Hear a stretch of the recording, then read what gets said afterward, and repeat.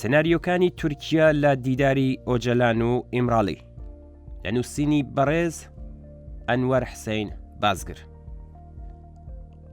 پاش 43 مانگ لە گۆشەگیری سەر عەبدوڵڵا ئۆجەلان لە زیندانی ئیمراڵی، مانگی ئۆکتۆبری ئەم ساڵ عومەر ئۆجەلان و کۆتایی دەسەمبریش وەفتی دەم پارتی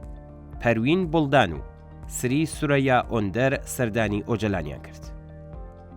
کردنەوەی دەرگای ئیمراڵی بۆ دەم پارتی لەلایەن ئاکاپا لەبەر ئەم هۆکارانەیە: یەکەم، یاریکردن و چاوبەستگی لەگەڵ جیهانی خۆراوە لە کەیسی مافی مرۆڤ کە دەتوانم دانوستان بکەم و پرسی ئاشتیم لەگەڵ کورد و ئۆجەلان بۆ گرینگە، بەڵام نامەوێت لەگەڵ قەندیل دانیشتن بکەم. دووهەم، بەکارهێنانی کارتی کورد و هاوپەیمانی دەمپارتی لە SHP بستێنێتەوە کە لە هەڵبژاردنەکانی پێشووی پرۆسەی دەنگدانی شارەوانیەکان و سەر و کۆماریدا کورد سیگناڵی مەترسیداریدا بە ئەردۆغان و ئاکاپا کە دەتوانێت ڕۆڵی هەبێت لە هەڵبژاردنی داهاتوودا واتە SHP براوە بێت.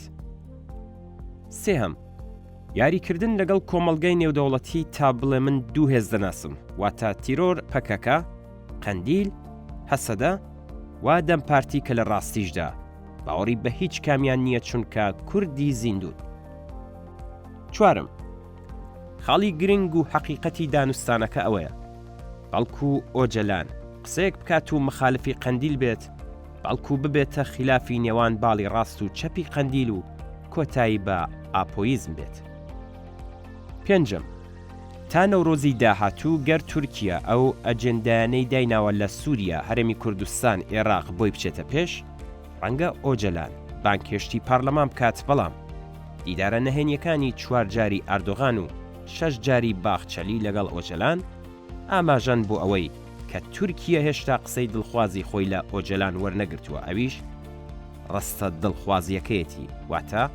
پەکەکە چەکدار بێت.